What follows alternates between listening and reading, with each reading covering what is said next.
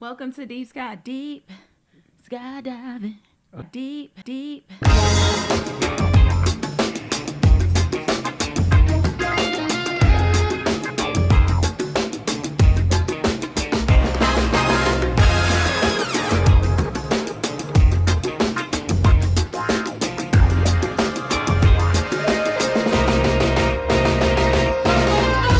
But here we are, deep skydiving. Yeah. Deep skydiving, ladies and gentlemen. Yes. The podcast. Let's go before the fire. To the Most High. Don't look at my nails. You said that one. Father, forgive us. Forgive us for wherever we missed it. You know, we just want to do life right before you with honor, giving you all the glory. Have your way with us at this time. And even, man, just bless this whole atmosphere. Like this presence, this house, you know, this recording, this time, and even the people who are listening to it, like this very moment where they are, visit them, give them a visitation that they could just feel you and experience you for themselves. And, you know, we come before people. We just want to spread your love, spread wisdom. And, you know, we know everything we say might not be right, whatever works for people. But we just want whatever it is that we do say, whatever it is we're trying to express, we want the intent of our heart to be something that's pure and glorifying to you, Father. Wherever we get it wrong, you check us and let us not be too prideful to admit our faults, even before camera, before people, Father. Let us always correct ourselves, and when we find ourselves wrong, but let us remain humble, that you may receive the glory in our life, Father. But I ask that you be with the listeners.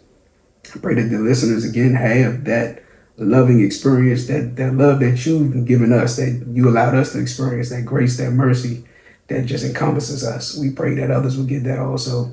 And have your way in our relationship, Dara and I's, and even our other personal relationships, all the relationships. We just want you to be glorified in all of them. So we lift you up. We thank you. Be with us, man, in our brains. Let our brains work this evening. Let them work well. And let this whole episode and all the episodes to come be the best ones yet. It's in your son, Yahushua's name. I ask you all these things. Amen. Amen. Welcome to another episode of Deep Skydiving Podcast. Do. Welcome. Welcome, good people. Episode 2. Episode 2. 27. Wow. I'll explain it to you afterwards. Well, I don't know anything. I'm new here. Episode 27, good people. All right. So. Which sound, we're still like babies in this. We are. Seems like we've been doing it so long, but still like babies, fresh. Yeah, and I'm cool with being a newbie. I'm cool with it too. New kid on the block. Those were actually the fun days too. Like when you went to school, you had a fresh outfit. So let's enjoy this. This is fun. I enjoy doing this. Yeah. You know, yeah, we're new here. We could be anywhere in the world, but we're here together. Facts. And I wouldn't rather be doing this with anybody else. So, how was your day? My day was wonderful. Good. Any highlights? Yep. What were the highlights? Get to record this podcast. Oh, you're so sweet. Under the lights. Hey. What were your lowlights? My lowlights? Yeah.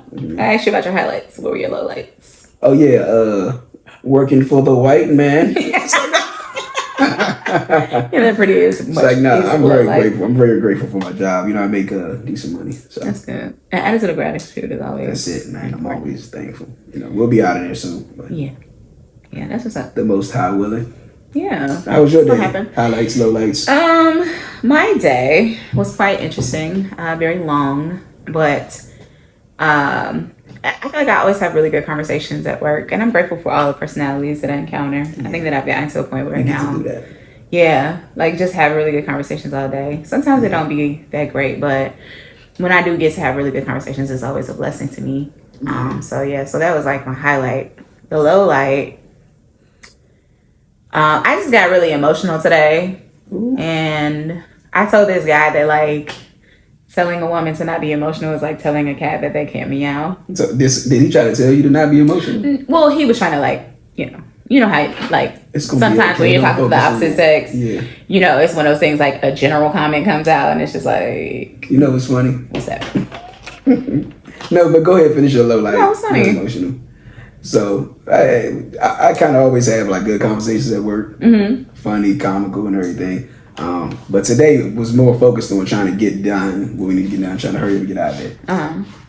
So, but we had this one conversation. We came back from break. I ain't gonna say his name, but my homie was like, he was coming. He was telling me what happened with him and his wife. He said, my wife called me and talking about she tired. So his wife doesn't work, but she's in school right now, but she's on summer break. He's like, my wife called me talking about she not getting any sleep. Like she only got 3 hours of sleep. She tired. And I was like, all right. Right. He was like, I had to tell her. He was saying, man, I had to tell her, that's life. He said, welcome to life. Like, welcome to the world. And I said, oh, wrong answer. Yeah, very wrong. He was like, you got to do what you got to do. But that's the man thing. That's the man thinking. He was like, man, you got to do what you got to do out here. And I said, man, I would have told her, all right, well, I'll holler at you after you take a nap. I said, so sometimes you just got to tell them what to do, D. But I was joking. Be like, okay. I was joking, but I was joking. We say things joking along with each other. I said, man, you got it. All right, look, well, I'm gonna holler at you after you take a nap. I'm at work. Yeah. And so that's life. Yeah, but I ain't gonna go into too much details or whatever because that's their business and everything. But I was telling D, I said, man, I said I won't say his name, but it's cool. There's a lot of D's out there. Yeah. I said, man, wrong answer, man. I said, women just they gotta do the venting thing. He's like, man, I'm not built like that. I said, none of us are, D. We're men. I said, they're just wired differently. Men. Okay. The men. I said, we're not. I said, man, you got to do what you got to do. I said, that's our perspective. So men don't ever say like they're tired? But I'm not going to call you in the middle of your work day when I don't work and I'm not doing anything, so I'm not getting any sleep. But that's why I always feel like comparison is such like the devil's work. Like I really honestly think so because I don't feel like it's okay for anybody to nullify you being tired because of what they do. Like I think that's unfair. So that's not what I'm saying.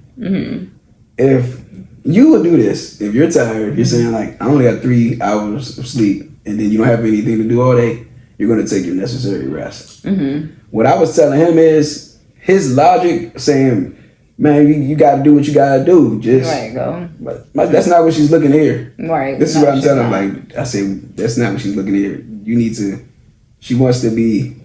She just wants to. She doesn't even want a solution. I'm learning this. This is something I learned from last season. So she doesn't want a solution. She just wants to hear, man, I get it. I understand. Like, talk her through it. Because I learned women already have solutions. They could come to their own solution. They just want the men to be there to cooperate, provide that kind of space, comfort. Somebody to say something, to say it too. And that's what I was telling him. He's like, man, he said, I'm just not built like that. Like you said, we wire different. I said, yes. And I just hit him with one of my new favorite scriptures that dwell with your wives with understanding. I said, it doesn't say dwell with them with logic, but you got to dwell with them with understanding. There you go. I said, man, she's emotional. She's just expressing how she's feeling. Yeah. Just be there. Just be there with her. That's it. Yeah. That's it. So. And then once you get past it, you passed it. Like. Yeah. Like y'all have literally he's like, I don't want to keep hearing it. He's like, man, I don't want to keep hearing it. I'm tired. Y'all have literally sat through worse things. Like, then to hear your wife say that you're tired, that she's tired, and she ain't been doing nothing all day. See, I'm gonna just give you a quick breakdown that we can get to the podcast. Oh yeah, I'm not trying to know anything. But please break down. So, of union sheet metal worker. Especially if he's working for the company I'm working at the location we're working at. It's hot in the building. Like I said, it's hot outside. No air is moving through the building because we're the ones who put the air in. So it's hot in the building. We out here busting our butt on our knees for the task that we're doing most of the day. And then you about 5-6 hours in, you probably kind of irritated because you might have ran into some issues or something. And then your wife calls you that doesn't work, crying that you woke her up this morning. Or that she's not getting to sleep, or whatever it is. Like, I only got 3 hours of sleep. I'm tired, and it's like 11 in the morning. Okay. Go back to sleep. Go back to sleep then, maybe. I don't know. But you could just feel, you could sense that we might have already a sense of irritation just because of the job. Like, I'm hiding on my knees. I don't feel like being bothered with nothing. And then you call me talking about you tired. Yeah.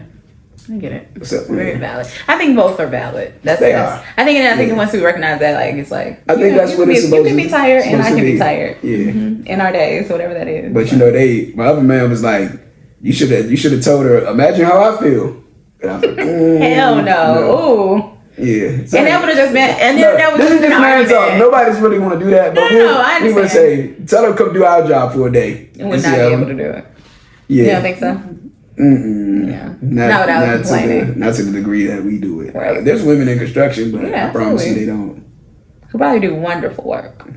Anyway, that's not the point. The point is, I'm glad that he did not say any of the things that he was thinking. He's been married long enough. Yeah. So he knows not to. And keep it going, dude. Yeah. And don't watch this episode. What you mean don't? With your wife. Like, don't let your wife see this episode. Right. No, but yeah. Anyway. Yeah. Last episode we talked about if a relationship with God is good enough to save any relationship. Yes, we did. Have you had any conversations about that? Not with anybody except you, because yeah, no. No, I haven't. I haven't either. I haven't had a chance to. I have talked to some people about how they feel about people, like the understanding that people are in relationship with their feelings more than they are in relationship with God. Yeah, I think that was people agree. Probably one of the dopest lines of that episode. Thanks. That was so profound. Thank you. It literally came at that moment, but it's a real thing. That was the work of God. But it's a real thing though. Yeah. Like for real. Like you're in a relationship with your feelings more than you're in a relationship with God. That's idolatry. It is. Isn't that idolatry at its heightened? And I feel like that's something the highest. And I feel like that's something that we all have experienced at some point in our lives. So today's topic, because I could. But once I start going down that road, that's a deep teaching. I mean, and if we have to go down that road, then we can. You know what I mean? That's a deep teaching right there. Once you start talking about your feelings being idols, But for a lot of people, they are. You know what I mean? They hold themselves to a higher, like. So one thing I will say, and please, like, let's just. Because we talked about just continuing the subject, if that's something that needs to be done, right? But so one thing that I did say was there are a lot of people who not only place themselves on that pedestal, but they also place their children. Mm-hmm. They also play like things that they want to place somewhere else. They idolize those things. Mm-hmm. Like I know some people who are women, right? Who don't quote unquote mess with other women. Or females. I don't mess with females. Yes. Females. So how is it possible that you female dogs, female cats, right? Female humans. You get it. And I always say that's stupid. And I always say that that's an issue for me because it's like like anatomically I am a female, right? Correct. But it makes me a woman that I am a human female, right? Yes. So that's why I always like to be called a woman. Age. But if I as a woman say I don't F with females, then I've already taken myself. It's almost like you're taking yourself and this is where I am and this is where females are. Yes. What I'm saying is that's idolatry. That is, right? Because you've literally taken yourself away from your whole entire gender and everython, subtracted yourself from everybody else who looks just like you. More than you are. Exactly. And what I said to my friend was, I heard, you know who Iyanla is, right? Who? Iyanla Van Zandt. Oh, yeah. So she said some things, right? And certain things that she says, I feel like, certain stuff. I can't some things are valid. Subscribe, yeah. But what she said was, I'm not my sister's keeper. I am my sister.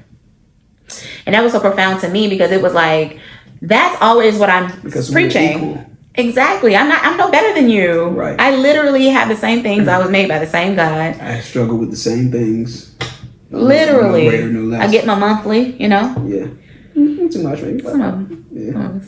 But the point is that you are practicing and you're idolizing yourself when you do take yourself out of that context. Here's another example. Mm-hmm. Men who have been disgusting to women Like I'm talking about treat them like dogs, right? Dogs, right? Who have daughters, who they don't think it is possible and will not even consider that is also a girl who will become a woman who somebody can dog, just like how you dog the women. Because you heard it before. That's my little princess. Ain't nobody ever gonna touch her. They do think it possible. They is that idolatry? I don't know if I say that's idolatry, but it's foolish. Why don't you think that's idolatry? So in the sense that you're saying it, unless you're saying like they're putting their child in a position, because idolatry is just something that you put in a place of God. Because you could think of yourself higher than others, but not put yourself in a place of God. So that's why I say I don't think that would be idolatry. I think it's the exact same thing. This is me. You think they're putting their daughter on a pedestal? Absolutely.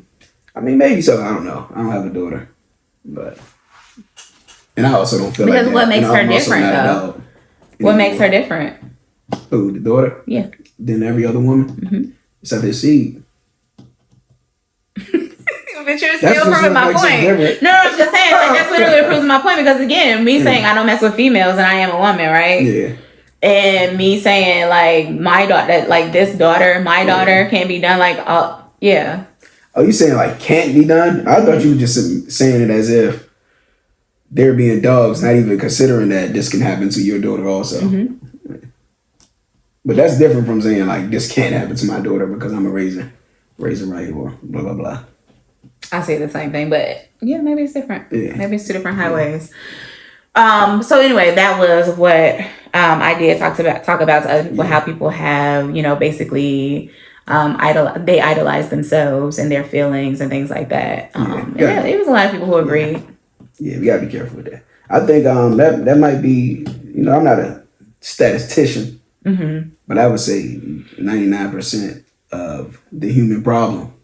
We idolize our feelings. We can make our feelings idle because we living this human experience. We're living this human experience. And whenever we feel something to a heightened sense, like when you're overly excited or real anxious, like you said last episode, our focus goes on that thing, and that thing can become bigger than God at the moment. And so how we're feeling could have us react in a way that might go against the statutes, commandments, or whatever it is God has told you to do. Because we're operating those feelings, it can go against those things. And so we're saying that what my feelings are telling me to do weighs more than what God is telling me to do or what I know to do. And so just like people getting horny, I mean, I would say that's the biggest one. You find yourself in a situation where, you're very, very excited in a compromising position. If you're trying to keep yourself pure, find yourself in a compromising position and you just can't, I want this. But you know that you're supposed to be living a abstinent life. But at that moment, your feelings say, go for it. It's just one time. Yeah. Yeah, been there. Idolaters. Yeah. Yeah. Yeah. So that was all I had to add to. That's cool. To that, or to summarize from the last conversation that we had. Yeah. The next topic is setting boundaries. Is it important in relationship, and common men boundaries and common women boundaries? You go. Cool. Nah, this is your topic, remember? Like you hit me. But I'll go. So. Is it my topic? I don't know anymore. No, remember we did the order? 1, 2, 1, 2. Oh, okay. Oh, okay. But got it like that. Okay. Let's go. I'm setting boundaries. I'm here for you. Setting boundaries. Is it important in a relationship? I think setting boundaries is just important, period. Yeah. Even for yourself. Great. So that you don't go too far with something. But since I'm going, you want me to go? Yeah, please. So I heard somebody say this, and I think I shared this with you before, and I'm going to add my little bit to it also. So boundaries aren't meant. So defining what a boundary is, it isn't meant to keep somebody out, and it isn't meant to keep you in. What it is just a meeting spot.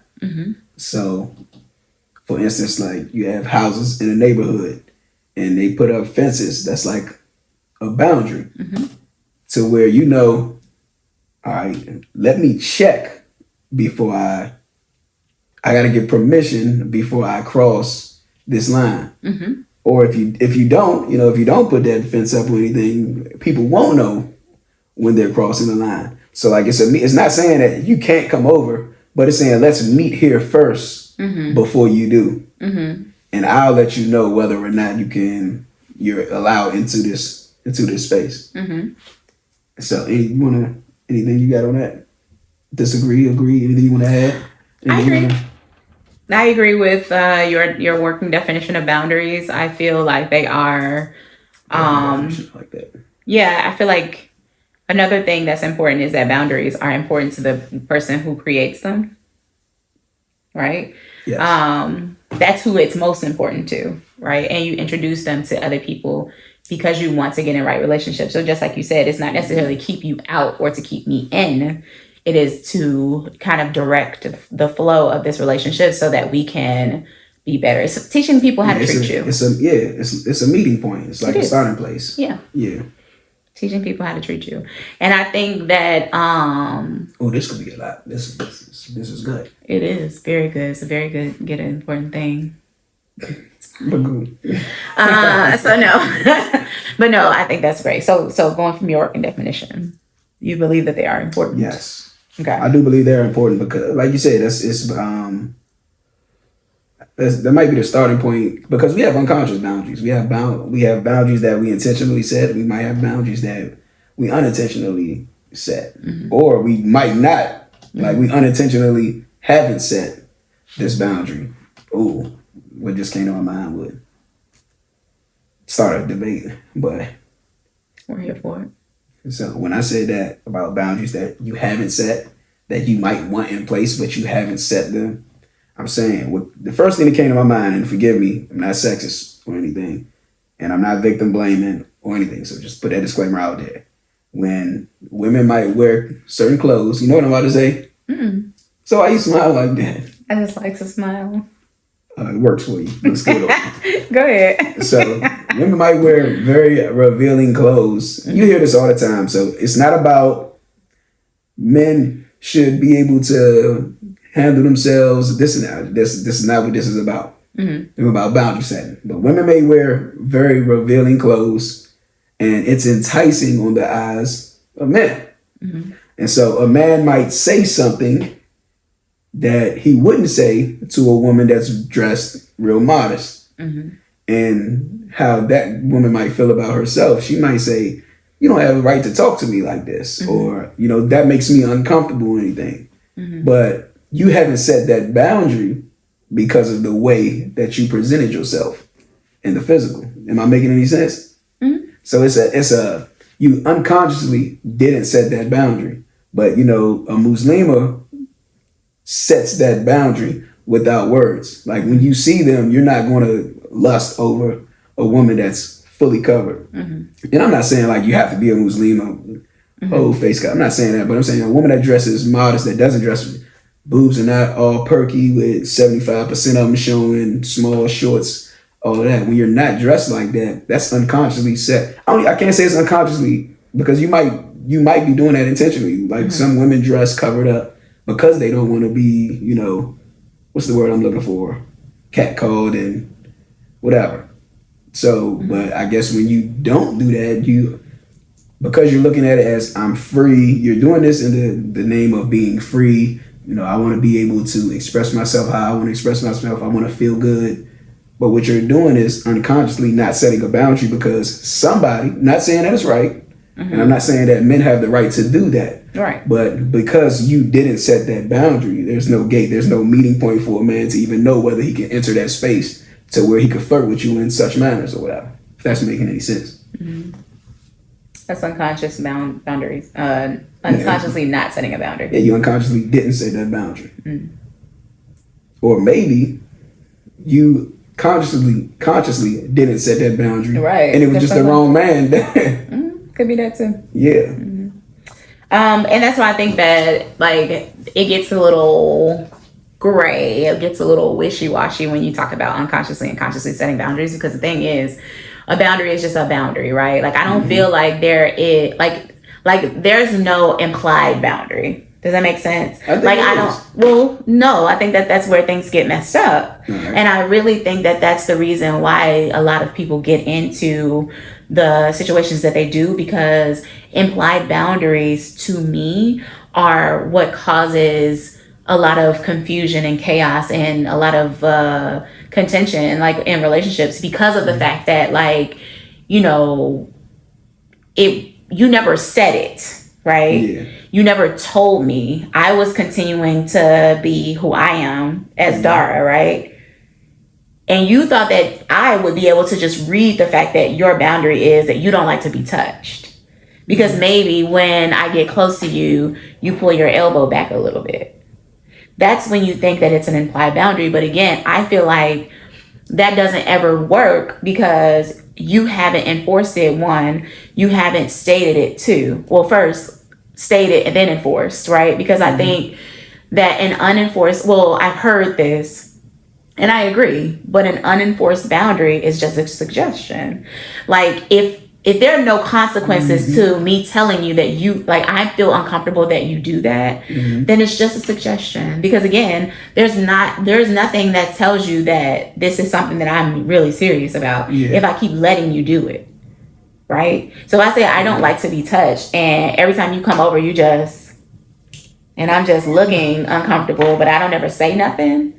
You're not, I mean, if you are the person that you are, you probably be like, yikes. That's what I was just about to say. Yeah, like, it depends on the individual. But there are some people who don't know how to read a room. We know them, right? We've been in situations where it's like.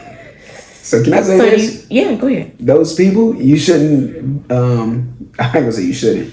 I don't think it would be wise to continue on with that dynamic of relationship. Because if me and you are dating or whatever, if we're in a position that I could be that close to you to where I can do this and you're uncomfortable, then I don't think it would be wise to continue on with that level of closeness in that situation. I agree, but follow me here. If I cannot tell you that I don't like to be touched, right? What makes you think that I can be bold enough to say, well, I just need to end this relationship? No, see, this is where because some people are passive. You know, I can't make people be man up or woman up. For sure. But what you can do for you passive people, because you probably do this anyway, you do things because this is setting a boundary, like stop answering calls. Yeah. Like, whenever they call you, whenever they text you, try to send you pictures or something, you just don't reply. That's setting a boundary too. Like you say, look, I'm falling back. Because a person will know when you start shading them or when you start kind of ghosting them, and they'll eventually say something. They'll open that door for you to where you'll have to respond. Like, you have a problem with me. You're not cool. Yeah, we not cool no more. But you set that boundary right there. I agree. Only reason I say it wouldn't be wise to continue on with that, because if somebody is interested in you and not interested in what they want from you, because this right here and you feeling uncomfortable and me not, I don't want to say not noticing it, but not heeding to it, not paying attention to your uncomfortableness, and I keep going, it's because I want something from you. AJ is rubbing on me, guys. It's not because you was just rubbing on me. For the listeners. Oh. See? Look at you. You was rubbing on me. You was just rubbing on me. Don't try to make this. Nah. She was the rubber. She was the first rubber. She was rubbing first. When she said that this thing, that's what she was doing. She was rubbing AJ. Arms. Rubbing AJ, arm rub. Yeah. But if we're playing elbow. You made me forget where I was at. Sorry. No, but it's okay though. Okay. But like I'm saying, if I don't notice your uncomfortability or uncomfortableness, it's because I'm going after something that I want, and I'm not going after your protection or trying to make you feel like this is a us thing. And I agree with you. I do. I feel like also that things, and that's why I think it can get very murky when you're talking about setting boundaries unintentionally or, that sort of language. Because again, it is. I just feel like that's what we can say is like, because maybe it doesn't seem like you might start ghosting me, but I may not think it's because I was rubbing on you. I might think that it was because of something else, because again, we make ourselves these idols. Maybe we like, maybe it's the way that I yelled at her, or it's something that's completely. But whatever it is, the boundary is still. If I start ghosting you, What is that telling you? It's telling me that there is a consequence that has happened, right? There's something that has happened, yeah. right? But then that also, again, that's why I say and that's why I think boundaries are so important for you to be, like, I feel like you have to express them. Yeah. Correct. And I don't think that boundaries are one of those things that you can be vague about. Like, I don't think you can have like a general conversation about boundaries. I think you have to be very specific. I think that they have to be as specific as you need them to be for that person to really understand what it is that you do not want to happen. Some things, and I'm sure you can relate as a woman, because I even feel like this as a man. Mm-hmm. Some things you may feel just doesn't really have to be verbalized. And I'm glad you said that. So go ahead and take it over for me. And let me make sure that because you really didn't finish it, but I feel like what you were about to say. I can't say what I heard you say because you didn't really say it. So tell me what you heard me say in the spirit. Was that it's based? I think it's the age old, issue is that, like, I feel like you should, it's almost like you thinking that your partner or whomever you're with is supposed to be your mind reader. Like, you just supposed to know that, like, certain things should not fly. Yeah. Like, I had a conversation today with one of my clients, and he was telling me that he's in a relationship with a woman who wanted to have dinner with her ex. And she asked him if that would be an issue for him. Right. Because they were friends. Mm-hmm. And his thing was, why would you ever think that was okay for you to ask me? Like, why would you think I would ever be okay with you having dinner with your ex? Do you know this woman? Huh? Do you know this woman? No. All right, so let me ask you, do you think that would be okay? No. And that's what I told him. I told him, mm-hmm. it's a hard no for me. And if she needs to hear it, then you just need to say it.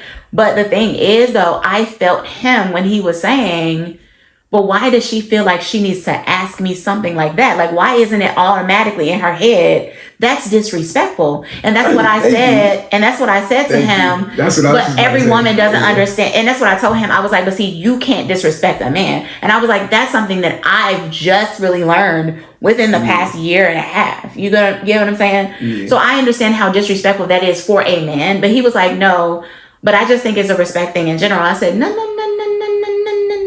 Because there are some women who would not necessarily find that disrespectful. And if it was disrespectful, could still be in a relationship with you after you did that. Right? Yeah. But if a man feels disrespected, it's a whole other thing because of the respect being in the love. And so I know we never took a poll for this, and we probably should.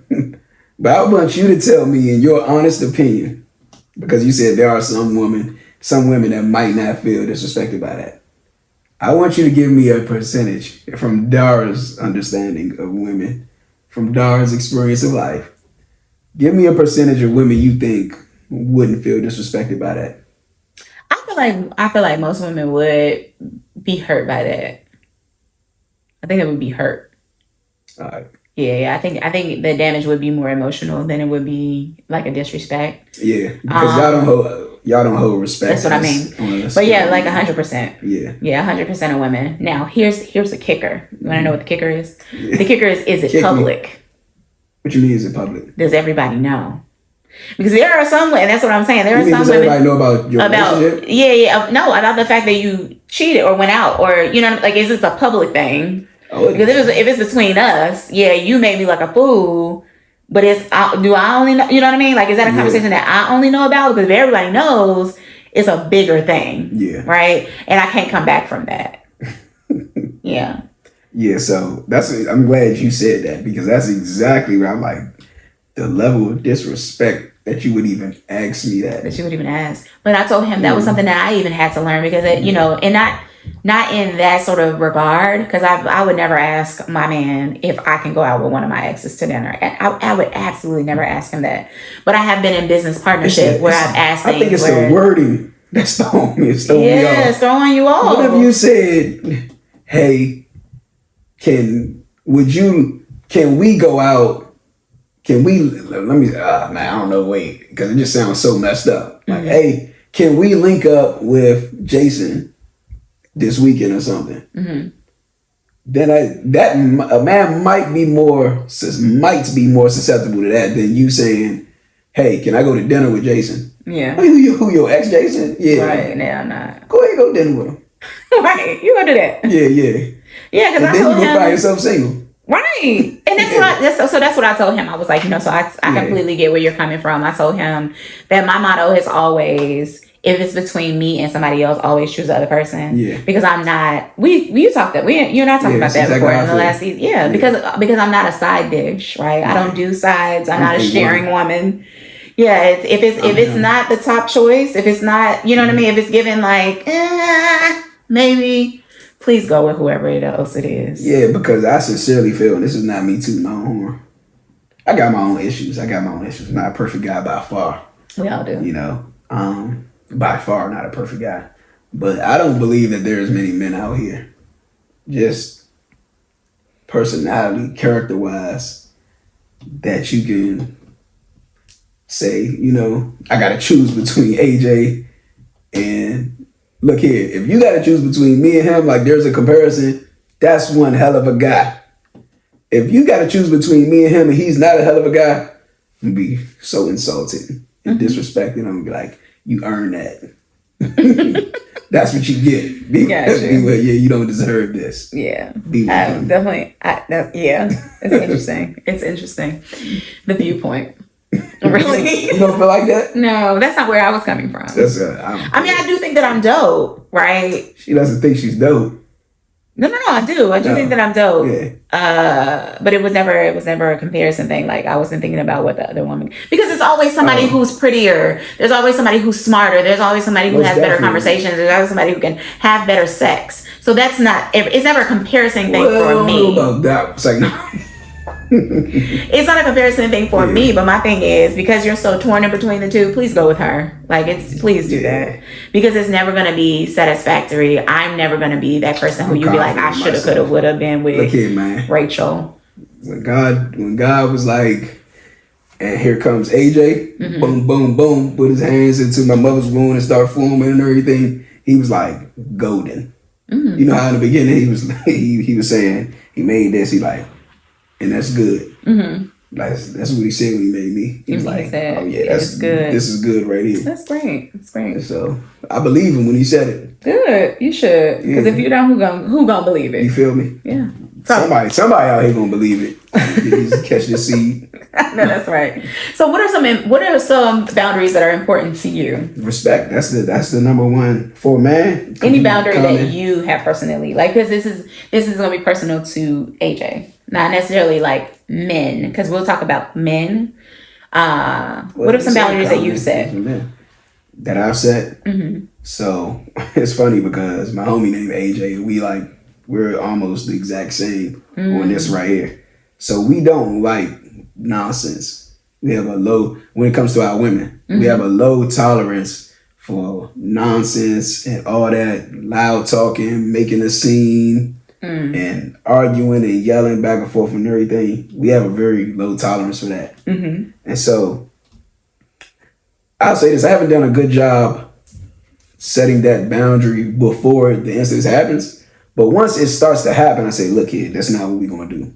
Okay. I'm not going to do all this yelling and screaming back and forth. Look, I don't cuss at you. Don't cuss at me. Because as a man, it's you get a rise out of me once you start cussing at me. Mm-hmm. Like that level of disrespect and everything, when you start cussing at me, start yelling and everything, anybody's going to feel attacked. Mm-hmm. But as men, we don't like that disrespect. And you have a lot of men that respond, like they just match your energy and go higher because we're more masculine. We have more bass in our voice, we're stronger. And so when we match that energy, it's actually like a higher level energy. So you have men that do that, and then you have men that'll say, that'll just walk away. That's a boundary I set right there because what can I do to you? Mm-hmm.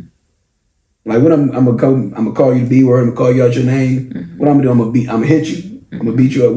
Where's the win in this? Yeah. So why do you want to take me here? Why do you want to get to That's a boundary I set because I'm like, I can't. That's not something that I can operate healthily in. So I think that's that's a boundary I set with women and men.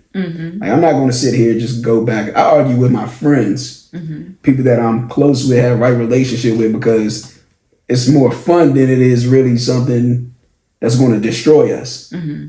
But even with them, there's certain things that we don't argue about. There's certain things that you're not going to talk about. Right. Like I'm not going to argue with you about your mother or something. But even still, so even people at work, men that I work with, people that's outside of, even strangers, you have, you should have. Most people have a level of respect that's just common across the board. Like if somebody, you walking past somebody open and somebody bump into you, they excuse me. That's just a level of respect that we commonly have out here. It's something that we feel that it should be a standard. So everybody has that, because nobody just willingly wants to be disrespected. But you got to set a boundary to where, all right, that level of disrespect is on this side of the wall. It doesn't go up from here. Like that, you have to set that. It doesn't go up from here. So somebody says something out of pocket to me, I'll be like, hey, look, man, I don't play like that. For instance, the B word. The B word used to be something big for me. And nothing against white people. Black people use it, but I hear white people use it so free, like it's nothing. Like the B word is like saying homie or something. And I had these two white guys that were my apprentices back when we was building the African American Museum, and they throw that word around with each other so freely. And so he said it to me one day. I was like, hey, I don't play like that. Like I don't use that word. I don't call you that. He's like, I ain't mean nothing by it. So I'm like, yeah, but I just don't. I set that right. I set that boundary right there so that we don't. And they understood it, and they never did it again. They still said it towards each other, but they just never said it towards me. But that's just you. I have to set that, because what I'm doing is I'm protecting you from me, and I'm protecting me from me, because I know that once you cross this boundary, I have to push back. There you go. Like you cross this boundary, I have to push you back to the right side of the fence. There you go. And if you meet that push with resistance, then it's going to be escalation. Now, can I pause you right there? Because I want you to keep going. But I think that I want to highlight that part, because I think that some people get offended by the boundaries that you put in place, because they think it's that first part that you said, keeping me in, keeping you out. When boundaries are not necessarily me pushing you out. What it is it's preventing me from doing something harmful to you or myself even. It's preventing me from going to a place where I know it can get ugly. So what I'm doing is I'm just, letting you know now, letting you know in a friendly way, letting you know in a stern way, letting you know without any tonation. That this is something that I don't like, right? And it doesn't have to go anywhere else, right? You don't have to be offended by it or anything. And that's when a lot of times when I set a boundary, that's what I usually tell people. It's not even necessarily about you more than it's for me, right? My boundaries are my boundaries. And the operative word is my, right? Correct. And that's the part that people miss. It doesn't have to do with the fact that you are Tony, right? It has to do with the fact that I am Dara. So whether you're Tony, Terry, Chrissy, Jan, like it does not matter. This is my boundary. And this is for Dara. So I just wanted to put that out there. Sometimes it is to protect you also. So in that instance, it's to protect the both of us from what I might do. But sometimes you'll be hurt because you set this boundary because there's a level of vulnerability that somebody might access if they get too far in it. So you ever heard of people who will, when they get too close to somebody, they will run? Situations like that, like they might like people, but they might have trauma that they've never dealt with, or have abandonment issues or something. And so as soon as something may happen, they gotta leave first so that you don't leave. You don't leave them. Me? I'm just kidding. I don't know. Maybe. Actually, a joke. Well, yeah. So they'll leave first so that they don't have to feel the pain of you leaving them. So they'll set up a boundary so that you don't get that close. And so they'll run before you can even before you can even get that close, or they'll just stop letting people get that close to them. You know, stop sharing things about themselves. You know, not let people into their personal space. They might do things like that. So the boundaries are also to protect your vulnerability. Mm-hmm. So you don't want to let somebody get too close to the point that they may be able to hurt you mentally, emotionally, physically. Mm-hmm. You do that. Yeah, I feel seen. You said you what? I feel seen. You feel seen. Mm-hmm. Exposed. Oh, like a cavity. Help me out. Tell them about, because I don't have that.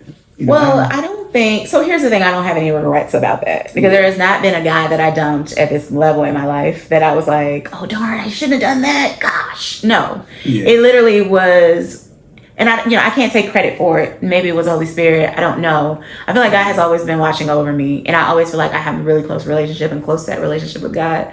So if it was me, if it was disguised as that, right? If at that point I was just operating in what I knew.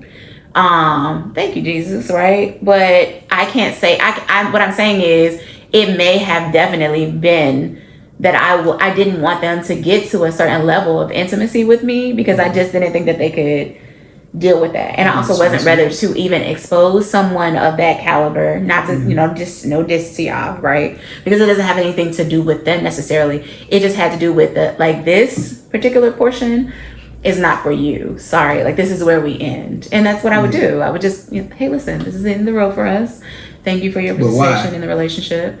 Because something in me knew at that time that whatever was next, whatever it was that they were looking to do with me, because, men, sometimes they know. Sometimes you're that good of a girl, and it's not beeping any horns or anything like that, but you're that good of a girl where they're like, I want to wife you. Well, I haven't even gotten there. Sayonara, right? Because the level of, I'm not that girl who thousands of niggas have proposed to me. You know what I mean? Because I'm not even going to let you get to that point. Yeah. I'm going to go ahead and cut it off here because I'm not even where you are. So and you don't even notice that I'm not there. Cut it completely off. Yeah, because I don't even, a lot of times, and that's the part that I can own. Yeah. Is sometimes that they don't even realize that I'm not even frolicking in the field with them. It's not giving, you're happy sounds of music. Yeah, it's not giving the hills are alive. So so you're enjoying this ride and I'm just like what's next? Yeah. You know what I mean? And the fact that you don't know that and you're ready to wife me, that's problematic. So I'll just be like, hey, listen, what do you think? How do you think this relationship is going? I was just having this conversation today. I always ask them, how do you feel this relationship is going? It's going so good. I feel like we're having a great time. We're really enjoying each other. And then I'm just like, I got off the ride several stops ago. Yeah. And the sad part about me is I'm never a quitter. So when you get off the ride, is it communicated that you... So that's hey, the thing. Look, I just got off the ride. So here's the thing. This is part that I was going to go into. I'm not really a quitter. So if I get into a relationship, it already took a lot for me to get there, right? Mentally in my mind, to lock in with somebody's son, right? Mm-hmm. It takes me a lot to do that. I'm not a serial date. I'm not a person who has to be with a man, right? So when I do get with somebody, it's like a vetting situation. There's always something more. Yeah. We've been friends for a second. Da da da da. And so when we do get there, I always, it's not I see the signs and I'll ignore them. Mm-hmm. My toxic trait.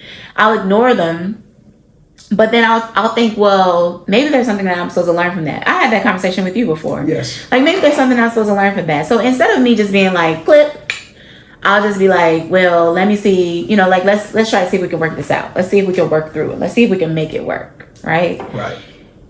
Eventually though, I get to the point where I'm this is not going to work. Yeah. So before I just hop off the ride because one bad thing happens, I'll, keep it going just to see, how can we figure this thing out? Is this figure outable? Can we pick this back up? Can I get back on this ride? And most of the time. And God, what the thing that God does for me is... Since you're not married, that means 100% of the time so far. There we go. Because God makes it it's almost as blaring as this light is. It's girl, no.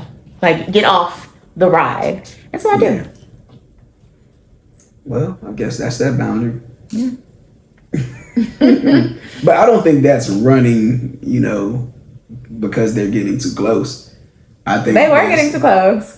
Yeah, but so were you running because they were getting too close, or were you ending that relationship because there was no more for it? Well, maybe, yeah. I guess, yeah. Potato, So potato. yeah, so I'm talking about people that run. I get, no, when no, they no, I feel get, I like, get what you're saying. yeah, Yeah, I get what you're saying. just because they don't want to be hurt. Mm-hmm. Like I've been hurt before. I don't want to get in any serious relationships. Like I feel like you're feeling me a little too much, Right. and so I gotta end this here. Push, yeah. I do know those, yeah, people. Yeah. The commitment phobes, if you will. Yeah. Yeah. I guess you say that. So what you were on a roll with telling us boundaries. So what are other boundaries that you've set? So the B word, right? It's just a respect boundary. Respect boundary. Yeah, You don't like nobody talking boundary. crazy, men or women. Yeah. No yelling and loud talking and all that ratchet. I don't care. It doesn't bother me when men do it. Okay. Like it's when my woman is doing it. Yeah. So when nobody likes to be disrespected. So I'm not saying like a man he could disrespect me and it's cool, you know. But like Maurice used to say, like, who are you? Who are you that, you know, you can't be disrespected? Like somebody just has to respect you. That's a question that we all should just ask ourselves. And I know some people more so self-centered, they'll be like, hey, I'm Josh. Like I handle myself like this, or nobody else should be disrespecting me. But really, we have no control over other people and everything, right? So I'll set that boundary. I'll say something if I feel disrespected by somebody. I'll say something in that instant, and it's not to say that they won't cross that boundary again, because really, you just have to be mature enough to not respond in a way that'll be detrimental to yourself. Like you don't want to respond in a way that's going to make you lose your job. Because if I tell you, hey, don't talk to me like this, and you continue to talk to me like that, what I'm gonna do? Beat you up? We in a workplace. I'm gonna beat you up. When I'm gonna go to HR or something. In my field, I work in construction. What I like going to HR, calling my company or something. Hey man, this guy out here, he's just calling me out my name, and it just makes me feel real uncomfortable. Nah, so I just know myself like, all right, I just keep my distance from this guy. I think that's But you know, if I see him outside of work. I think that's enforcing it though. When you say you remove yourself, I think enforcing a boundary can be you removing yourself from the situation. In every situation, whether it's a stranger, somebody you work with, or your significant other. Yeah. But what I'm saying is, I say that to say it means more coming from a person that I'm close to. To me. So you could say all this stuff, you could say the B word, and I could just brush it off like, nah. But when you say it to me, if you call me that, now I'm like, the problem is I allowed you in this, I trusted you to be within these boundaries, to be in this space. And now you reach that point to where you could say something or you could do something that could hurt me. And so like, I allowed you in this boundary. So I can't even say that you crossed it. I allowed you in here and you took advantage of it. And now I gotta set it. I gotta put you right back. Place you right back out here because it was something that you said earlier, like implied. It was an implied boundary. Like I feel like you should know that you shouldn't say these things to me. It shouldn't have to be discussed because we disclosed. I feel like you should know these things, but because you didn't now, it makes me reevaluate our relationship too. I don't think that's fair. Why? I do think, especially if you said that, you said that to hurt me. Yeah, no, because I know it. Yeah. Right. No, so. And just in case I'm saying it wrong, what I'm saying is I don't think it's fair that just because a person knows you to a certain extent or a certain level that they should do that. Right, because I feel like you still have to enforce boundaries with people who've known you your whole life. I have to enforce boundaries on my mom. Yeah. Right? Like this is somebody who birthed me, like literally was my vessel to get here. And I have to enforce those boundaries. They're not implied because in my mom's mind, I'm her child. Yeah. And so it doesn't even. Oh no, I'm sorry. No, you good. Even in what? Even because I have. So you can set those boundaries, and because she's your mom, she'll still cross them. No. So, but that's what I'm saying. You have to. But that's why I say it's a suggestion if you don't enforce them. Yeah. So my thing is, whenever I talk to my mom, and if she crosses a boundary or whatever, I have, as a human being, I have the opportunity to remove myself from the situation. Yeah. If we're on the phone, I can get off of the phone. Yeah. My mother cannot hold me there. But what's to stop whatever she's doing from doing it again? I get off the phone every time she crosses my boundary. But it has to be a clear boundary, though. Yeah. You know what I'm saying? Yeah. Like, I have to literally say, so it was, one of the boundaries that I have with my mom is when she used to call me, she would just, as soon as I answer the phone, she's getting right to it, getting to the meat and potatoes. Well, hey, it could be that somebody died. Yeah. It could be somebody died. It could be that I didn't complete something that she wanted me to do. She's upset. She might be super happy, whatever the case. But mind you, I'm dealing with all types of things every day. Yeah. Right? People, energies, et cetera, right? And so what I said to my mom was, hey, Mom, right? In a good time, because, why can't you say? Yeah. Work on it when things are great. You be paying attention. I do. You dope. I do. She's one of the dope ones. I told her while we were in a good space, hey, when you call me, I just need you to consider the fact that I could be going through whatever at work. It could be a bad day for me. I could have just been crying. You just unload on me. Like you put more on the plate. And when I had a conversation with her, it made sense, right? But it still may be a day or whatever. And I'll say, hey, Mom, I'm with a client right now. Yeah. You know what I mean? So now when my mom calls me, and thank you, Mommy, when she calls me, she'll be like, hey, Dar, you want somebody's head? It's funny when she says it, salacious. But she doesn't think about it like that. But she'd be like, you want somebody's head? I wasn't even thinking about it like that, because I know you cut it. I wasn't even thinking about it like that. But, yeah. I'm going to say that.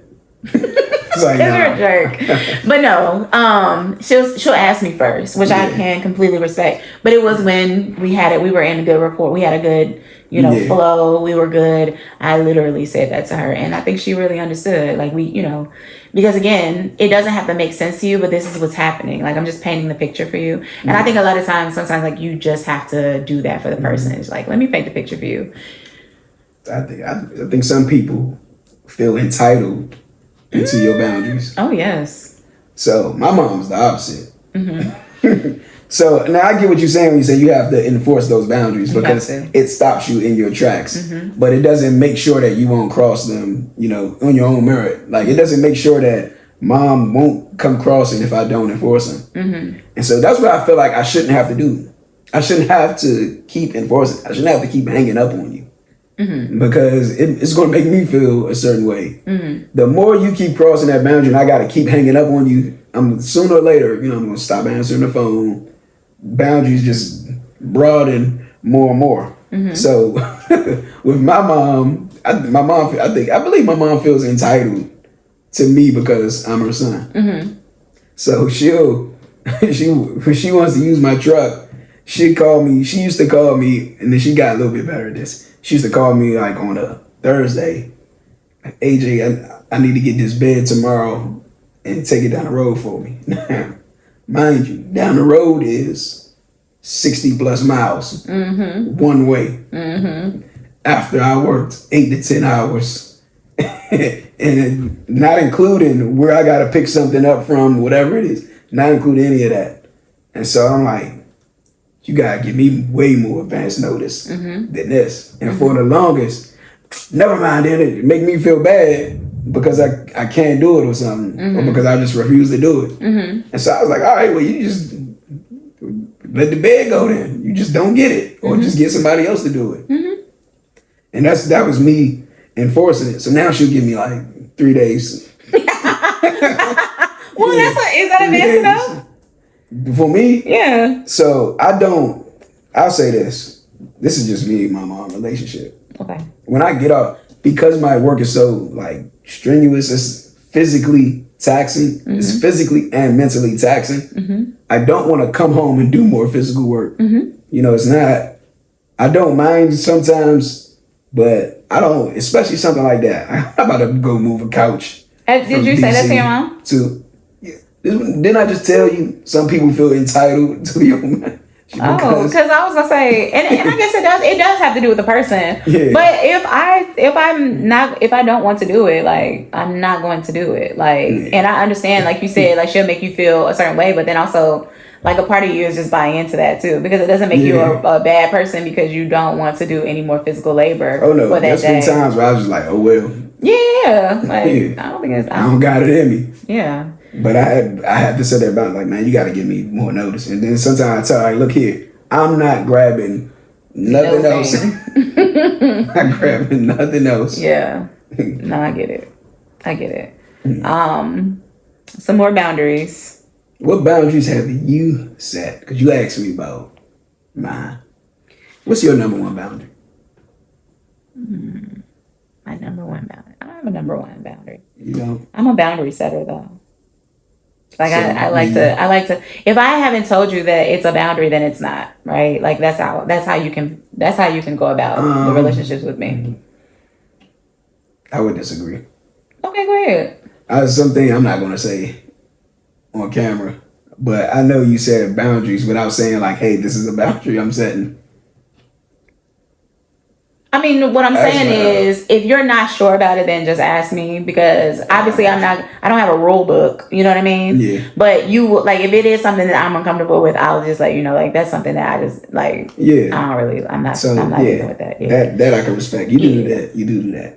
I try to anyway. But yeah, so for me, like, it depends on the person too. So I've had situations where, I've had to tell some men, like, when I've gone out with them first date, it's like, you're a little too grabby, right? You're a little too touchy. You know what I mean? Like, some guys like, I don't really know you like that, Slim. You know what I'm saying? Like, don't put your hands on me. So like, back up. Yeah, a little too grabby. I've had that conversation. I've had it with a guy. He really wanted to know, like, what the issue was. Because I was like, I don't really want to go out with you again. He was like, why not? And I was like, you're a little too touchy, a little too grabby. You know what I mean? And no shade to him, because I feel like this is a conversation that some people don't. I don't know how he got to be the, big age of 30 something. But did you set that boundary? In the beginning when we first went on the date? Yeah. No. But that's why I made sure that he knew that. And that's why I also said to him that was just my choice, and that, like, it may not be a problem for other women, but also, like, I told him he should make sure that he has consent before he puts his hands on anybody else that he dates for the rest of his life. Because I think that we're, especially in the time that we're in, you know what I mean? It's not like it used to be where you could just, like, start grabbing legs and, pinching, ass and, I don't know, you know what I'm saying? Well, maybe. Not anymore. Maybe it used to be like that. I don't know. I think there was a time. Right? Where, like, I went up and I don't know that time, but it may be. No. So the time we could do that, it just wasn't consequences to the level that it is now. But I don't ever think that was. It was never okay. Yeah. That's what I should say that. It was never okay, but it was a time. More consequences now, that's it. Yeah. So that's what I was saying. Like, I don't know how you got into, like, in your 30s. And I feel like he was in mid to late 30s. So let me ask you this then. Do you think that it's fair that you cut him off when you didn't set that boundary? No, so let's continue down that aisle then.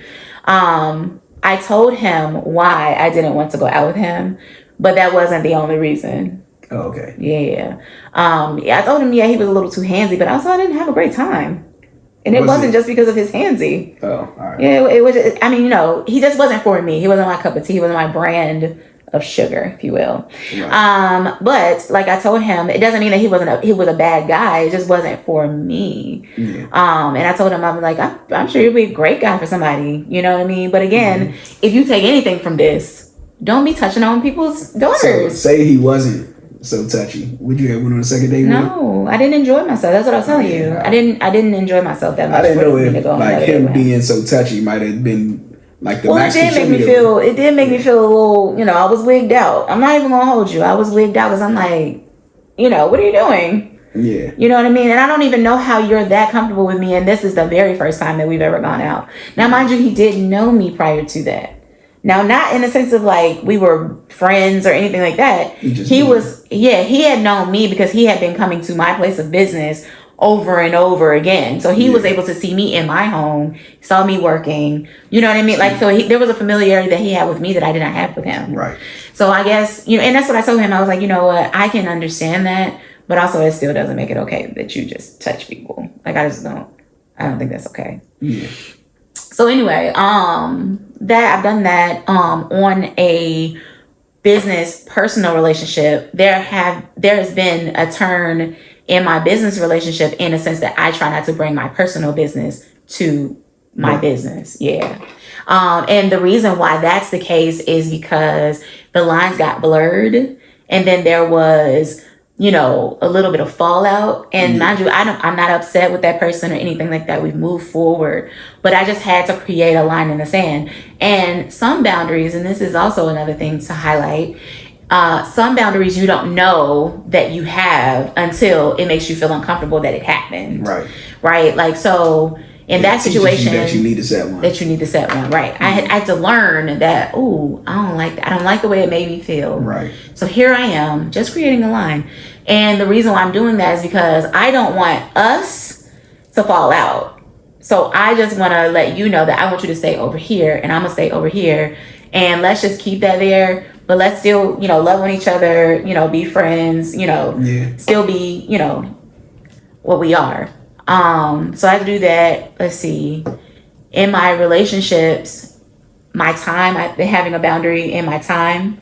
Like some people, because when you are a giver, you know how you show love, right? We're givers, right? Of our time, our resources, whatever we can give, that's how we show our love, because love is an action for us. There are people who will drain you. Yes.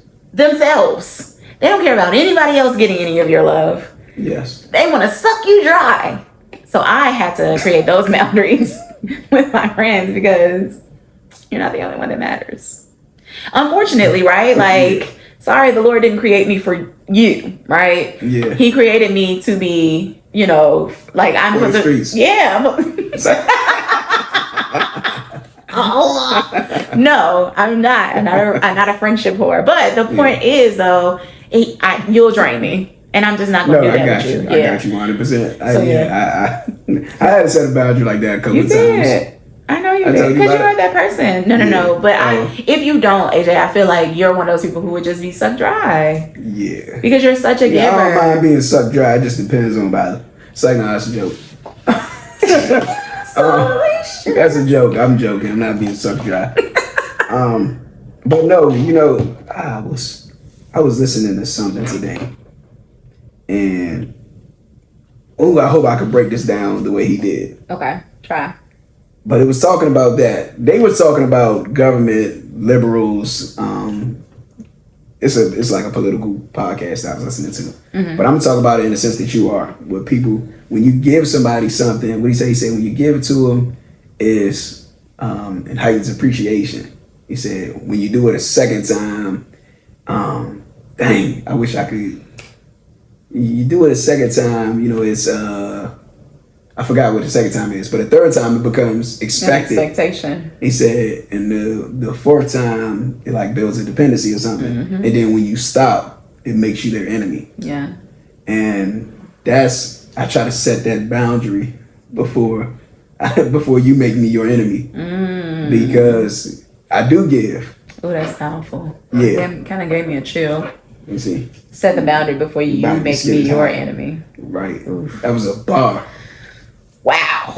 Yeah, but you have to set that boundary before they make you their enemy, because they don't even know. I think that's just kind of like human nature, because we're innately selfish. They don't even know that that's what's happening. Right. Like, it's always, what have you done for me lately? Yeah. Ooh, they don't remember the first 10 times you helped them pay the electric bill. All they know is the 11th time you didn't come through for them. Oof. Right. You better preach, AJ. And so I don't preach on tonight. I'm gonna preach. You do that. Well, I already preached, but no. So now I do more praying. I do more praying more so when before I give to people. Because of that, because it started making me feel a certain way about people too. Like, they know that I could come through for them, so they're going to continually come to me.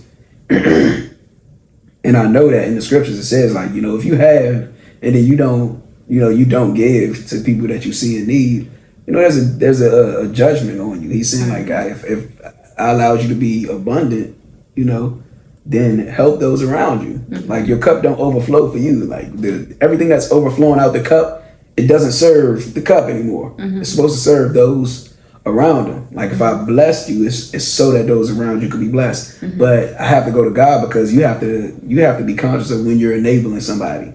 Because at the point when you're starting to enable somebody, I guarantee you your relationship is going to have problems now.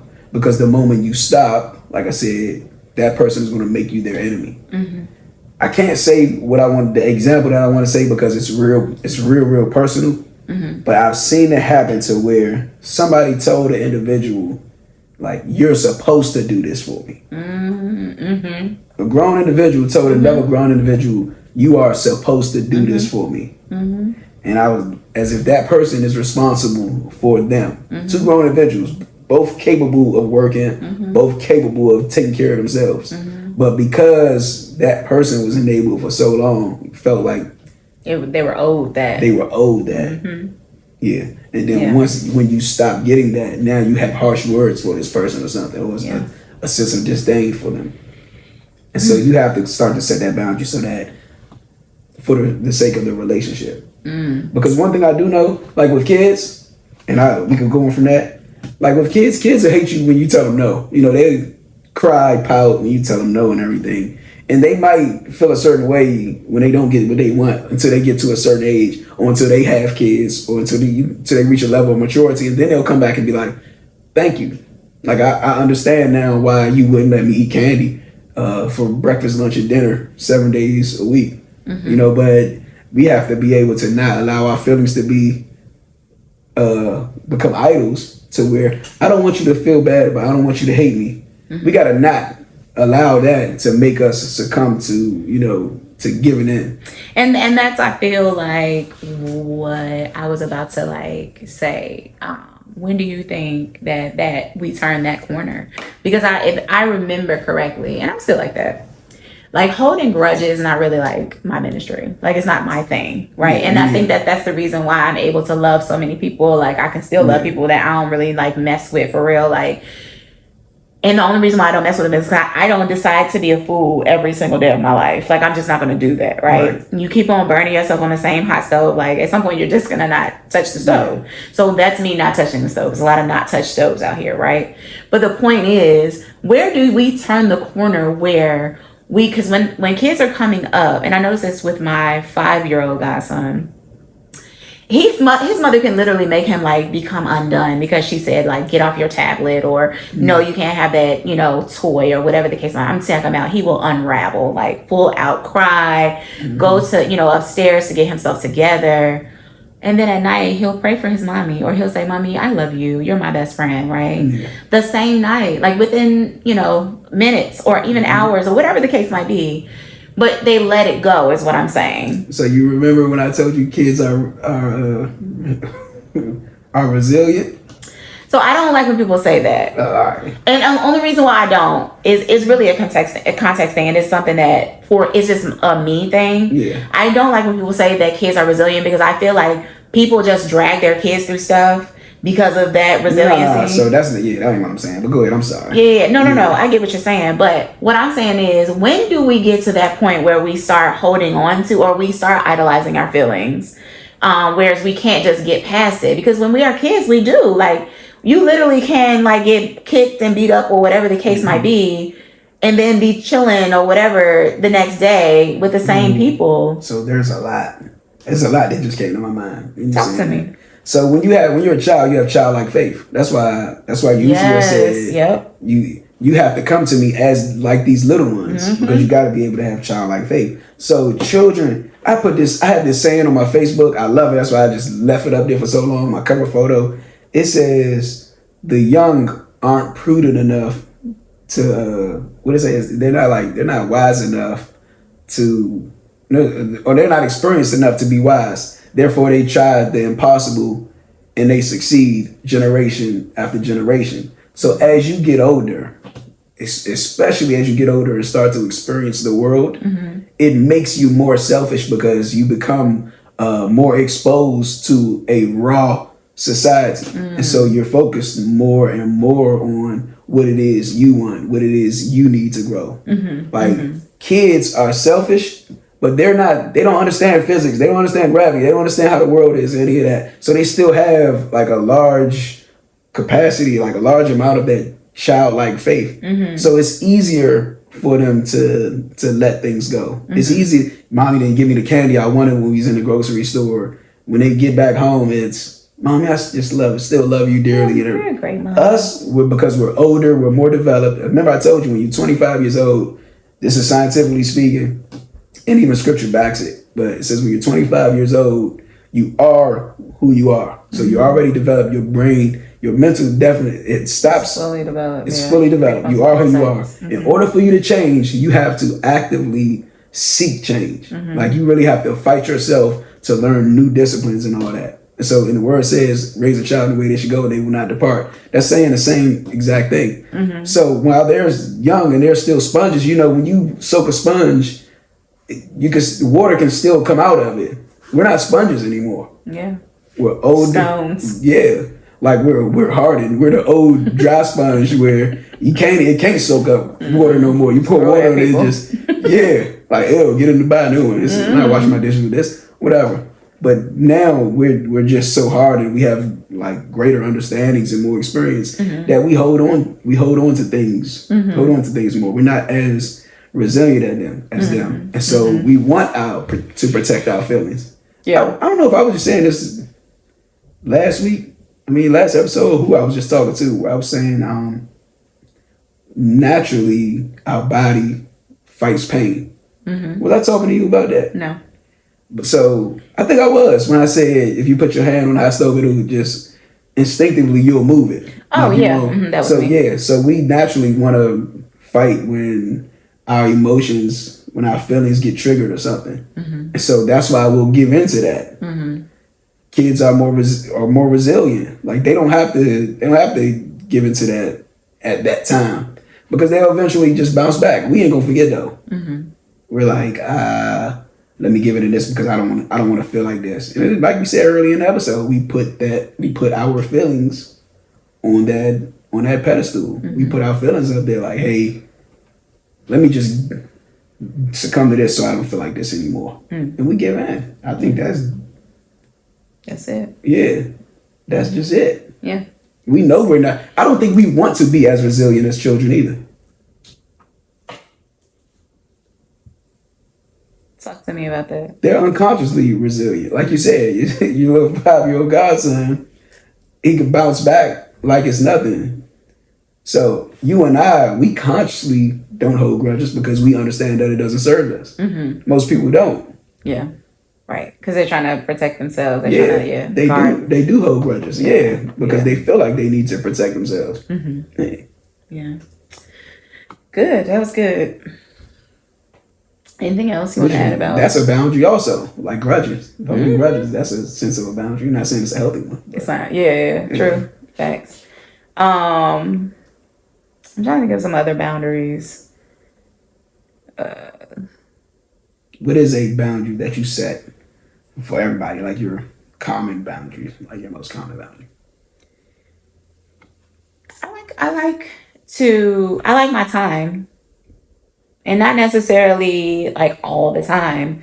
I just like every day, like I feel like every day, I feel like there should be a time for me. And that's just that's a personal boundary. Like as far as even for me, you know what I'm saying? Like I said it for my friends and my family members across the board, but like also I'm telling myself like, this is something that you have to do for you. Because there were times when I would come home and there would be a heightened level of resentment because I didn't enforce that boundary personally. Like if it was to give, I would give it, right? But I'm tired, I'm exhausted because I didn't say no, and it's like, but ain't nobody gonna tell you, yeah, please say no to me. No, people are gonna take it. If you put out something and it says free, it's gonna be somebody that be like, let me get that. I don't really even need this pen, but I'm gonna say. You know what I mean? Like it's gonna be that type of situation. So I was. You just gonna put that back in my hand, huh? After it's been in there? No, it's like. Oh, I was like, hold on, I'll take it. No, I'm just saying. No, but anyway. Sorry. Wait for him, y'all. So the point is, you gotta see YouTube to see what. right. See what happened. AJ was being a creep for the listeners. No. But no. So again, I was coming home and I was resenting the world, and I was upset. I was angry, high key, right? But that passive aggressive anger, that anger that doesn't rage, but the anger that's very quiet. And I thought that if I didn't say anything, that I wasn't making a stink. But as I've learned, as a few of my friends have pointed out, when I'm bothered, it takes up the whole room. It is not quiet at all. Because I'm naturally. Those are the people you don't like. What do you mean? They take up the whole room. I don't like those people. And I am one, right? Or I was operating as one. Yes. And oftentimes you don't see yourself. And now I do see myself, and I realize that was a thing. So in order for me not to be bothering the room with my passive aggressive, confrontational anger. Irritation, Yeah. I'll just take my time. Yep. And so if I don't get the work done, you're just going to be mad. You answered my question I was about to ask you, like, what's the boundary that you set for yourself? Yeah. So so it's kind of like for both. Yeah, it's two-sided. Yeah. What about you? A boundary that both I set questions. for Everybody, and then what do you set for yourself? If they're not the same thing. The respect it's the same for me. So the boundary that I set for my common boundary for everybody is that respect. Like you're only going to get to disrespect me to a certain point before I have to check that thing. And this has happened quite a few times in my life. Not a lot, probably about 5 times, maybe 4 times, to the point where people cross the boundary that I feel like you should know better. Implied ones. People cross those boundaries, you feel like you should know better. Remember, I told you when you cross the boundary, I have to push you back to it. And when I meet it with resistance, it reaches a level of escalation. Like it escalates to a level that just isn't peaceful. It's a level where there's tension and there's a little bit of headbutting. But in every single instance that has happened for me, that boundary's never been crossed again. And we're still on a level of we can still respect each other, we can still be cordial, and that in every instance in my life that has happened. And that's just to the glory of God, because I know some people when that happens, it's like that's the end of that relationship. Like we're done. But to the glory of God, His grace and mercy, every relationship that I've had to do that with, and we have butted heads to a serious, may have reached that point of our argument, or we both, like I said, I don't say things that I don't mean, but I do know how to watch my mouth. Like I'm not going to say it because I know how it's going to offend you. I know how you're going to take it. But in those times, I'm going to say it. And I said it and with disregard to your feelings and everything. And so there's been moments where I've had to do that, and there have been arguments, there has been tension. But after that, the person respects that boundary, and me likewise, because I feel like I don't cross boundaries. Now, I may intentionally see how far you'll let me come in, but it's never anything malicious. Right. You nobody has expressed something and you've just, I don't care what you say, crossed it. Nah. Yeah, I'm not that person either. I'm like that with children though. Even people ask, or people will tell you when I'm in the shop, if I'll ask the children can I have a hug? If they say no, it's a dead issue. Yeah. Don't try to tell me to hug your child, or don't force your child to try to hug me, because I feel like even with children, they know who they want to hug and then who they don't want to hug. And 9 times out of 10, even I've had, it happened to me yesterday. This little boy cried in my chair. We had a conversation. I told him to get up and go talk to his mother. It was a whole thing. When he got up, I said, "May I have a hug?" And he gave me a hug. It doesn't always have to be he could have been mad at me. He could have been "No, you're an evil barber." Man, look, children are just so wishy-washy anyway. They are. They're 9 times out of 10. Because even when I asked him, why you don't want to get a haircut? He didn't even tell me. My goddaughter, the second youngest, she I don't like huggies. I don't like huggies. What are you talking about? All right, whatever. And then an hour later or something, she'll run up to me and give you a big hug. Yeah. Or she'll see somebody else hugging me, see one of her sisters hugging me or something, and she'll run and give me a hug. I'm not gonna be I thought you don't like huggies. I'm hey, you just whatever. Right. Yeah. You're a kid. Yeah. But kids have boundaries. Kids. They just change them from time to time. For sure. And of course, if they say they don't want it, then you just don't go there. Yeah. You don't force it. You don't force nothing. You don't force nothing on anybody. No. Agreed. I'm also that way though. I'm just not. I'm like you. I'm not going to. If you tell me that there is something that you do not like and you don't do, even also let's go with. Now we can start talking about the gender aspect, the men boundaries and the women boundaries. I haven't set the boundary that I set for myself. Oh, I'm sorry. Go ahead. I'm sorry about that. I don't know. You haven't set any boundaries for yourself? No, I definitely have. I just can't think of it off the top. So, a boundary that I've set for myself. I don't know if this could be looked at as a boundary. Mm-hmm. I don't know, but I know that it's funny because I just had this discussion with my man at work too. I know that if I don't if I don't get in my word in the morning, I'm talking about before I leave the house, like I try to talk to God before I talk to any human. And so if I don't get in my word and I don't pray, I notice it. Like certain things will start happening throughout the day. Like my peace won't be the peace that I should have. I'll be irritated for no reason at all or something. I'm like, man, hold up.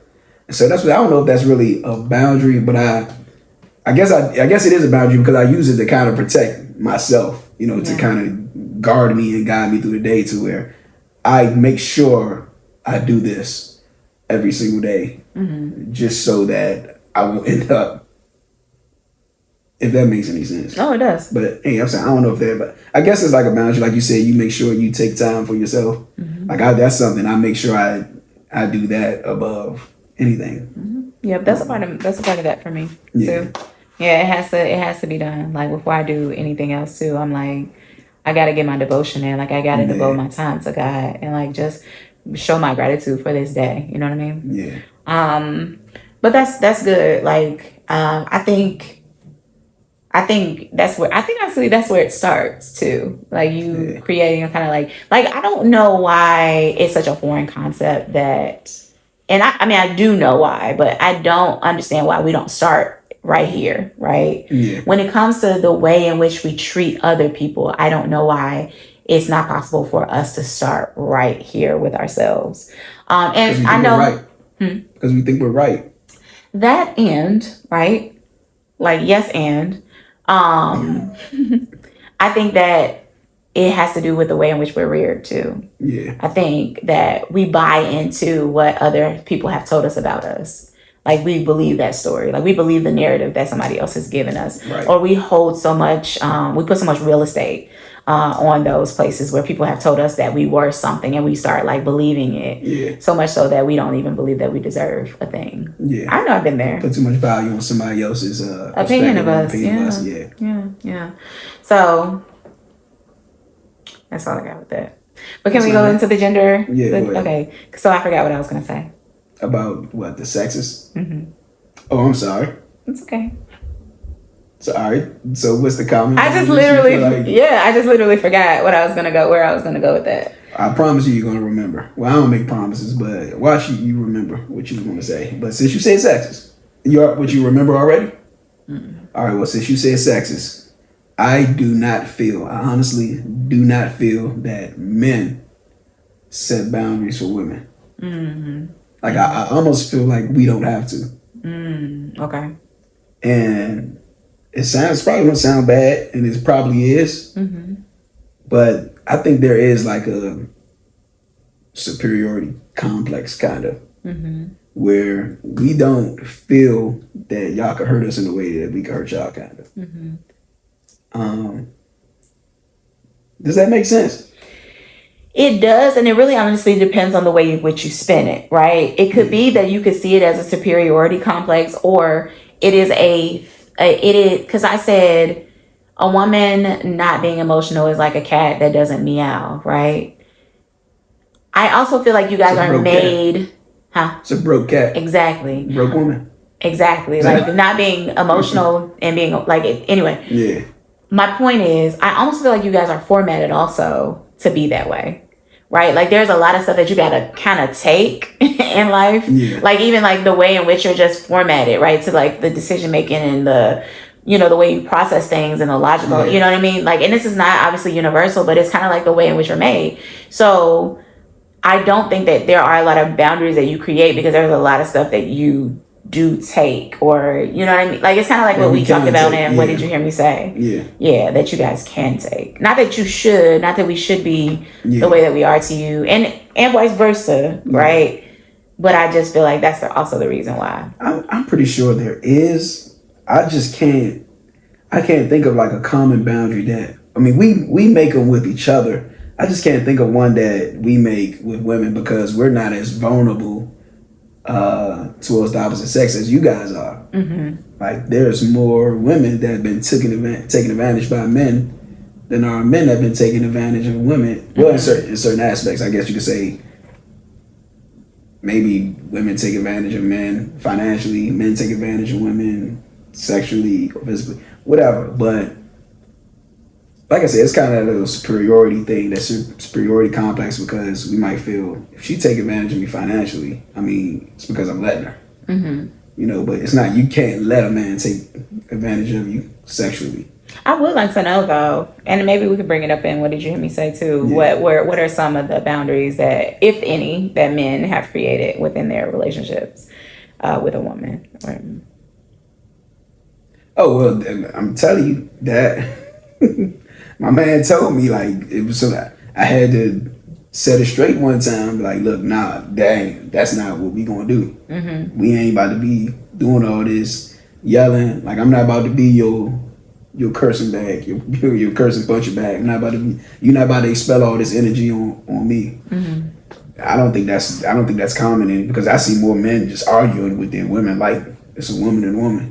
But I don't think that's a common thing. But I know some men that do set that type of boundary. Like, look, we can have arguments and debates, but you ain't. There's a level to this. We ain't gonna go this far. You're not gonna reach real deep down in your bag and say something that's gonna hurt me, and think that nothing's coming back, or there won't be any kind of consequences to this. Right. Yeah. I think, I don't know, relationships, romantic relationships, intimate relationships, I think those boundaries, like you said earlier, you don't know that you have to set them until an experience teaches you that you have to. And so depending on the person you're in a relationship with, because I had to set, without saying names, there's exes, I had to set a certain boundary with an ex that I didn't have to set. With another one. Yeah. Agreed. So, yeah. Case by case. It is case by case. Yeah, it depends on the person. It depends on your level of comfort. It depends on like what that person needs, I guess. Like, because I think, you know, there are some people who need to feel needed, and some people who just ain't needy. You know what I mean? You can't enforce, or you can't be like forcing me to be needy for you. Like, you know what I mean? Or being up under me. Like, I don't necessarily need somebody to be up under me all the time. Like, I've never been that girl.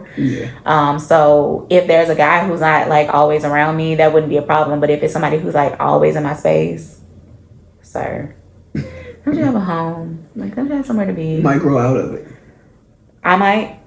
You might, and so that's the thing, he might. Right? But just to your point, right? Like, maybe that's not something that I had to enforce before because the dudes weren't like that, but now you are, and I ain't gonna say nothing at first, but after a while, I can realize that I don't like that.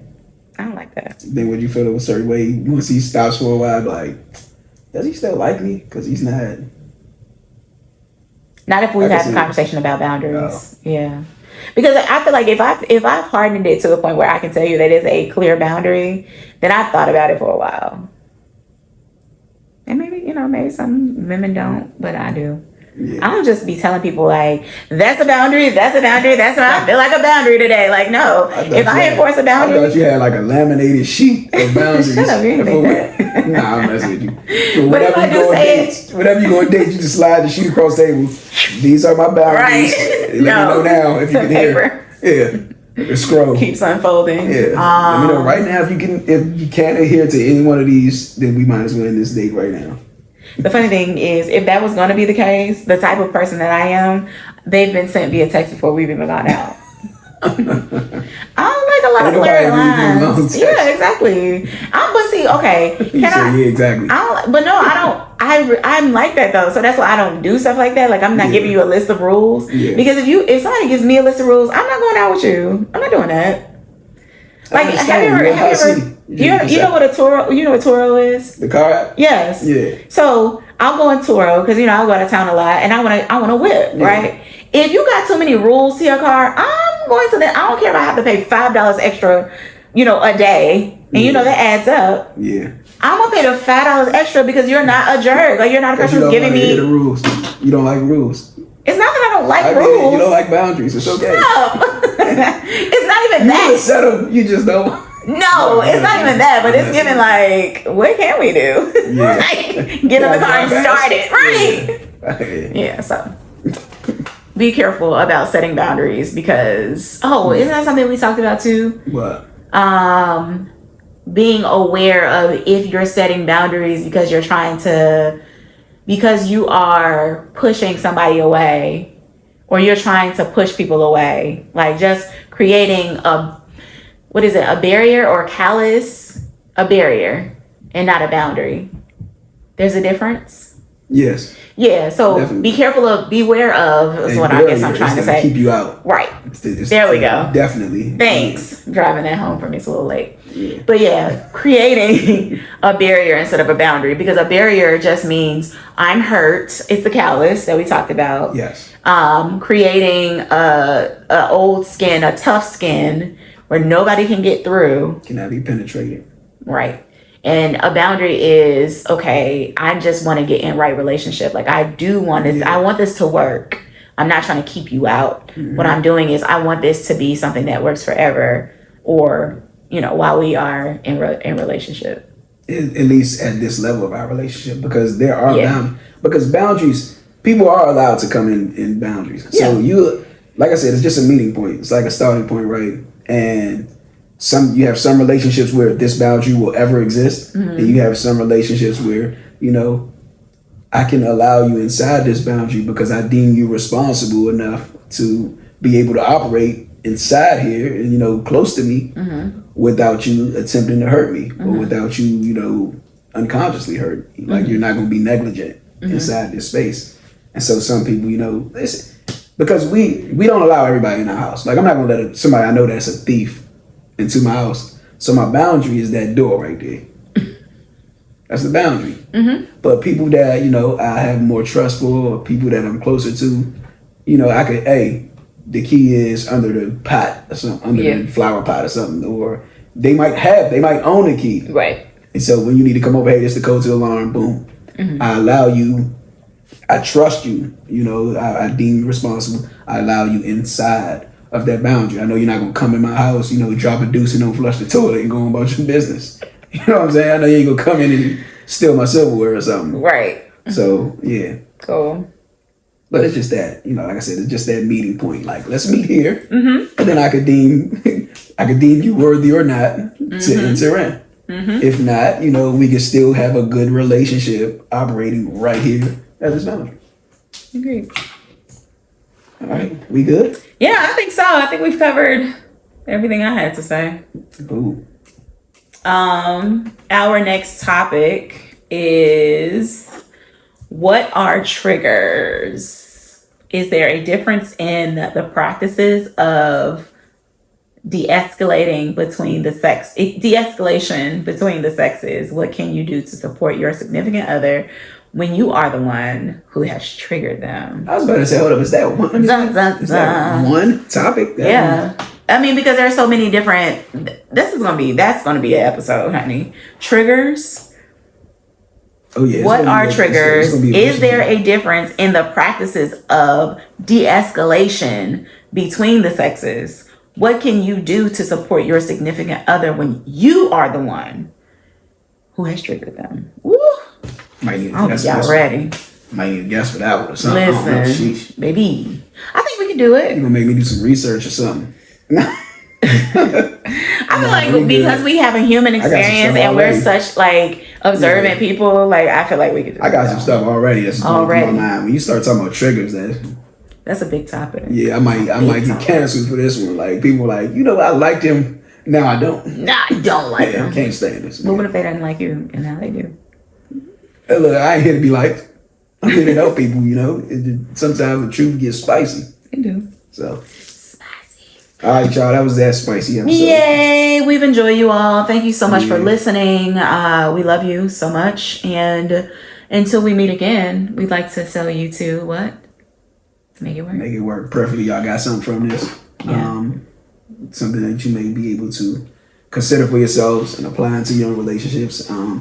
But Deep Skydiving Podcast, if you want to reach out to us, you got some input, Like, comment, share. You know, comment on the YouTube. Yeah. Hey, give us some reviews too. You know, Yeah. like give us some stars, 5 of them preferably. Put some of your boundaries in the comments. Yeah, you know. Isn't that what people do on YouTube? What's that? No. Put some. They point that. Yeah. You got to put the freaking YouTube logo in there when you point up. Yeah, I know. Yeah. Like subscribe. and subscribe. Right.